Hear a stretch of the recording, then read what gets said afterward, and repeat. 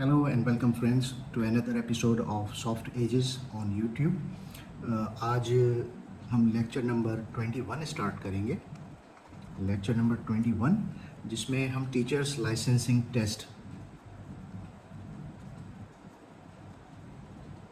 Test के अंदर आने वाले एक और CRQ को सॉल्व करने की कोशिश करेंगे। इस अहम टॉपिक के अंदर मैं आपको बताऊंगा कीवर्ड्स के साथ साथ मैं आपको बताऊंगा इनके सिनोनिम्स के साथ साथ मैं आपको आंसर लिखने की जो की होती है वो बताऊंगा, आंसर की बताऊंगा, यानी आपको मैं आइडियाज़ दूंगा जिनको इस्तेमाल करते हुए आप इस सवाल का जवाब लिख सकते हैं। लेकिन आगे बढ़ने से पहले मैं आपसे रिक्वेस्ट करूंगा कि सॉफ्ट एजेस ऑन यूट्यूब पर अगर आप नए हैं तो मेरे चैनल को सब्सक्राइब ज़रूर कीजिए। अगर आप पुराने हैं, पहले से सब्सक्राइब किया हुआ है, तो मेरी वीडियो को लाइक शेयर एंड सब्सक्राइब ज़रूर कीजिएगा। अपने फ्रेंड्स एंड फैमिली के साथ शेयर कीजिएगा ताकि मेरी इंकरेजमेंट होती रहे और मैं आपको इसी तरह से लेक्चर्स फ्री ऑफ कॉस्ट समझाता रहूं और आगे चल के आपकी हेल्प होती रहे। आपको जिस तरह का भी कोई भी इन case if you have any kind of question you may ask, freely ask, just comment में मुझे सवाल बता दें, मैं आपको उसका जवाब अगली वीडियो में या फिर उसी कमेंट में देने की कोशिश करूँगा टिल यू आर सेटिस्फाइड। ठीक है जी, तो आगे बढ़ते हैं, चलते हैं अपने नए एपिसोड की तरफ। Lecture 21 and CRQ again. ठीक है, तो CRQ क्या है? CRQ ये है कि how brainstorming tool helps to deliver solar system topic. ठीक है, अब यकीनी तौर पर ये टॉपिक जो है स्टूडेंट्स के लिए है। इसका मतलब क्या होगा? इसका मतलब ये होगा कि आप अपनी क्लास में बैठकर स्टूडेंट्स को अपनी क्लास में ये टॉपिक कैसे समझाएंगे कि हमारा निज़ाम शमसी कैसे काम करता है, या उस पर डिस्कशन कैसे कर सकते हैं आप, how to start up the discussion. ठीक है, तो ये CRQ स्टेटमेंट है, कंस्ट्रक्टेड रिस्पॉन्स क्वेश्चन। ठीक है, अब ब्रेन स्टॉर्मिंग को यूजुअली दिमागी तूफान तो नहीं कहेंगे, of course as the word speaks of itself. Brainstorming के लिए कहते हैं मगज़मारी। ठीक है, मगज़मारी करना यानी मुख्तलिफ दिमाग बैठ कर जब कोई किसी चीज़ पे डिस्कस करते हैं तो नए आइडियाज़ को तख्लीक करना, उसे ब्रेन स्टॉर्मिंग कहते हैं। लेकिन इसके लिए अप्रोप्रिएट वर्ड जो है वो ब्रेन स्टॉर्मिंग के लिए मैंने आपको बताया मगज़मारी करना। ठीक है, कि आप how brainstorming tool helps to deliver solar system topic, कैसे आप करेंगे। ठीक है, सो ब्रेन स्टॉर्मिंग, सबसे पहले ब्रेन स्टॉर्मिंग है क्या?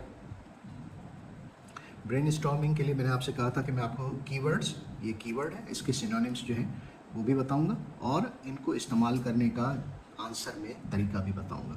तो बेसिकली इसका मतलब होता है आइडिया जनरेशन। आप नए ख्यालात क्या पैदा कर सकते हैं, थॉट शेयरिंग, ये सब इसका हिस्सा है। मगज़मारी जब आप करते हैं तो अपना मगज़ इस्तेमाल होता है, आपका सामने वाले का मगज़ इस्तेमाल होता है। Then they tell you something, you tell in return to them something, and then you try to find out new ideas generation, thought sharing, अपनी सोच दूसरे को मुंतकिल करना, शेयर करना। माइंड मैपिंग भी एक इम्पॉर्टेंट वर्ड समझा जा सकता है। ठीक है, ये फर्स्ट कीवर्ड हो गया। सेकंड कीवर्ड की तरफ बढ़ेंगे तो हेल्प्स, ये इसका कीवर्ड है। हेल्प का मतलब होता है, आप इसको सपोर्ट भी कह सकते हैं। ठीक है, सपोर्ट के अलावा जो है आप इसको फैसिलिटेट भी कह सकते हैं। ठीक है, लीडेट, ठीक है, फैसिलिटेट। ठीक है, उसके अलावा आप हेल्प, असिस्ट भी कह सकते हैं इसको। ठीक है, तो ये हेल्प के बाद तीसरा जो आपका आ गया डिलीवर। ठीक है, डिलीवर कहाँ है? ये रहा deliver, helps to deliver. Deliver का मतलब है प्रोवाइड, गिव या प्रेजेंट।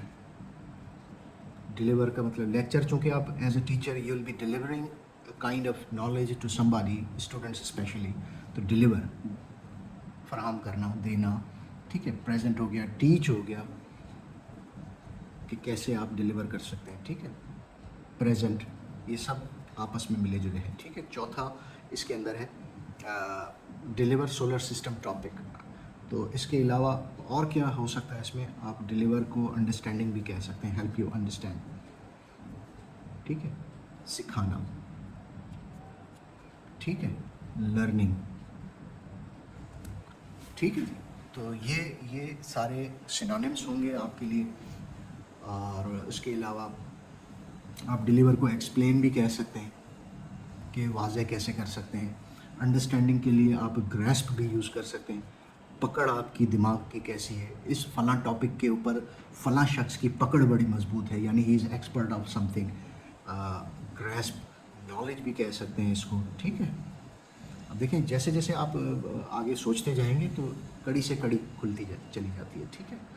और असिस्ट के अलावा एक और वर्ड मेरे जहन में अभी अभी आया है, एड, मुआवनत करना, मदद करना, ठीक है।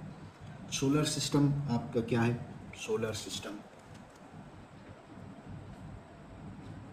सोलर सिस्टम के लिए बहुत पुराना वर्ड है, निज़ाम शमसी, ठीक है, निज़ाम शमसी। प्लेनेटरी सिस्टम भी कह सकते हैं इसको, ठीक है, प्लेनेटरी सिस्टम हो गया, ठीक है। सेलेस्टियल भी कह सकते हैं, अजराम फल्की, ठीक है, सेलेस्टियल बॉडीज़ या सेलेस्टियल फैमिली भी कह सकते हैं, अजराम फल्की, फलक, आसमान, अजराम मीन्स जो चीज़ें होती हैं वहाँ पर खला के अंदर। ग्रुप ऑफ प्लैनेट्स भी कह सकते हैं आप इसको, ठीक है।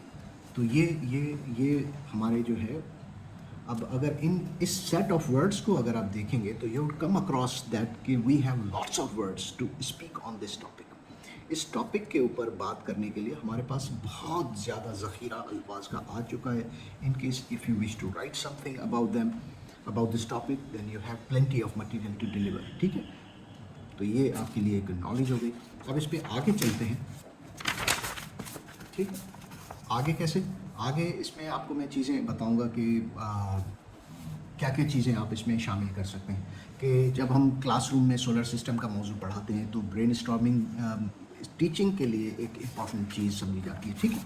तो ब्रेनस्टॉर्मिंग टीचिंग के लिए क्या चीज़ इंपॉर्टेंट है? आप you can ask your students के what is there idea about solar system, how this solar system work. तो ये जब स्टूडेंट्स बैठे हुए होंगे क्लास के अंदर तो हर एक का अपना अपना एक ख्याल होगा, जिसको आप अपने पढ़ाने के अंदाज में एक डेटा कलेक्शन के तौर पे आप चीज़ें इस्तेमाल कर सकते हैं। एंड देन सबक के आगाज़ में जो है स्टूडेंट्स जो है खुले सवालात उनसे पूछे जा सकते हैं, जैसे आप सैयारों के बारे में पहले से क्या जानते हैं, या क्या आपने कभी चाँद सितारों को गौर से देखा है। इस तरह स्टूडेंट्स जो हैं, तलबा जो हैं, अपनी पिछली मालूमात जो उनके जहन में पहले से मौजूद होती है वो ख़यालात खुल के शेयर करते हैं, ठीक है। तो ये इस तरह से करके आप इस टॉपिक के ऊपर स्टूडेंट्स को ब्रेनस्टॉर्मिंग का टूल इस्तेमाल करवा के जवाब ले सकते हैं।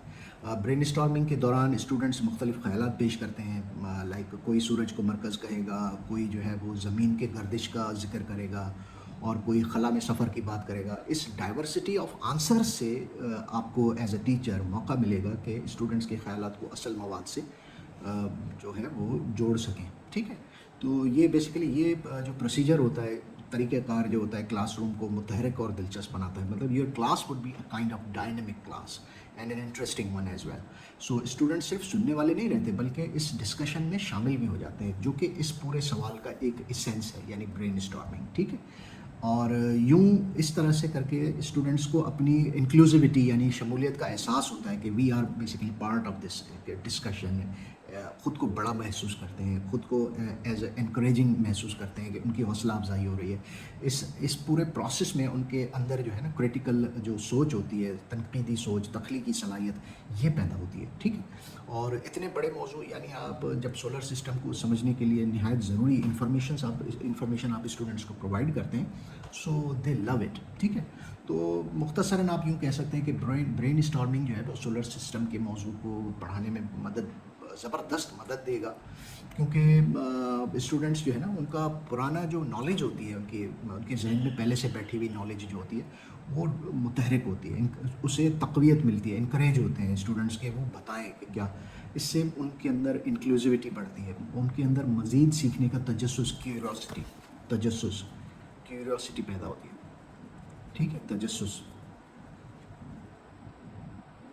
ठीक है, उनके अंदर तजस्सुस पैदा होता है, ठीक है। तो अगर आप इसके अंदर बुलेट पॉइंट्स कहेंगे तो मैं आपको बुलेट पॉइंट्स भी बता देता हूँ कि इसके अंदर क्या क्या बुलेट पॉइंट्स आप यूज़ कर सकते हैं कि अगर जस्ट इन केस आपको ये लेक्चर जो है वो लिखा हुआ चाहिए कि आप लिखने की पोजीशन में, तो सब first of all what you have to do, activate the prior knowledge,